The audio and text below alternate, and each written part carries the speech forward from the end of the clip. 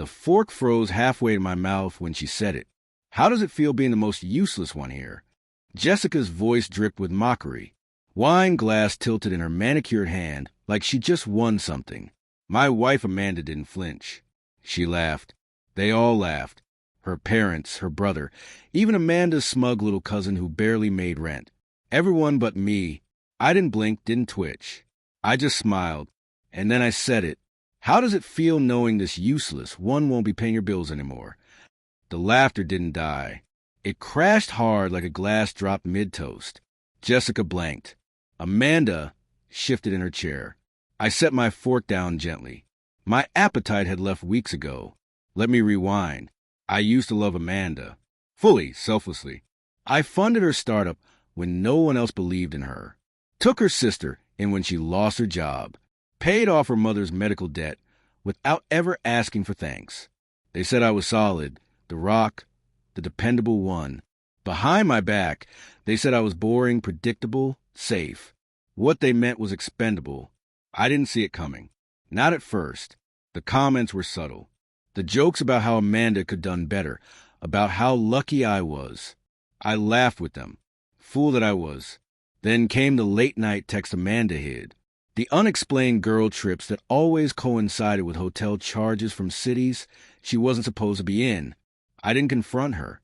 Not then. I just started watching, listening, waiting. The real crack came 2 months before that dinner. Amanda left her laptop open, careless or confident. An open message thread between her and Jessica lit up the screen. They were mocking me. Not just mocking, planning.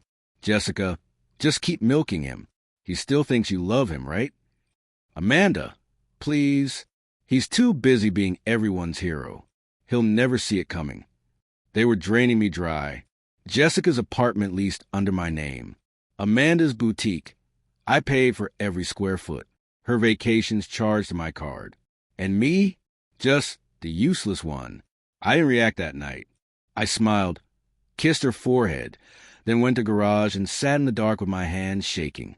Not from sadness. No, that part of me died instantly. I was already planning. Step 1, pull the strings. I transferred everything out of our joint accounts. Quietly, legally.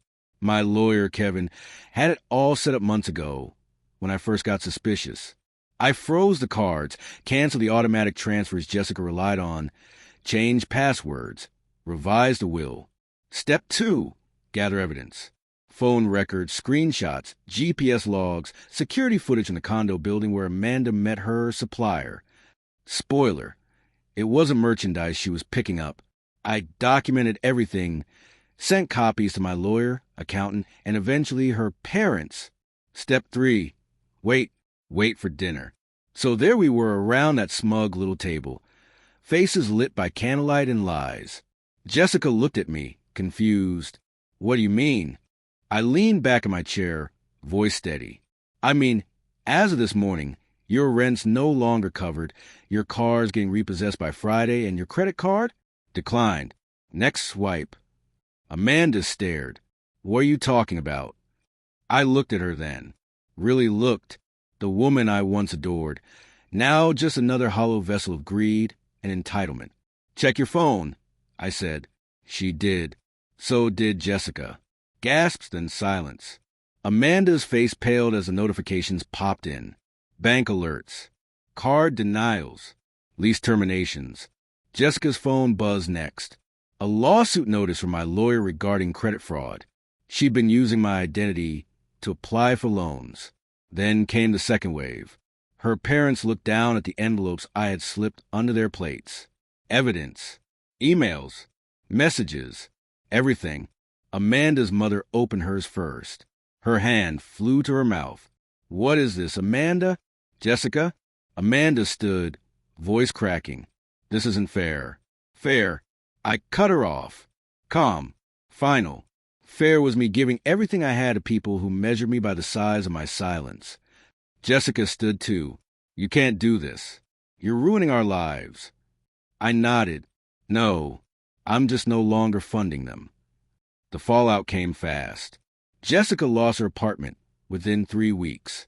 She tried to crash with Amanda, But Amanda had her own problems. Her boutique was seized for unpaid taxes. I'd stopped covering that too. Amanda tried to go after my assets. Too late. Prenup reinforced airtight thanks to a last-minute post-nup revision she signed in Vegas. Drunk, giddy, and clueless. I had it notarized while she giggled at the slot machines. Divorce finalized in 30 days. She walked away with her clothes and whatever self-respect she could salvage. People ask me if I miss her. No, you don't miss a knife once you've pulled it out of your back. You clean the wound and move on. What I do miss is the illusion that I was part of something real. But illusions are fragile, like trust. Like family dinners where laughter hides venom. They thought I was the quiet one, the provider, the fool. They forgot quiet doesn't mean weak, and providing doesn't mean blind. Now I sleep better. The house is quiet, peaceful. The only sound I hear now is the echo of that dinner and the silence that followed my smile. It wasn't just revenge. It was a reminder. Some of us played a long game.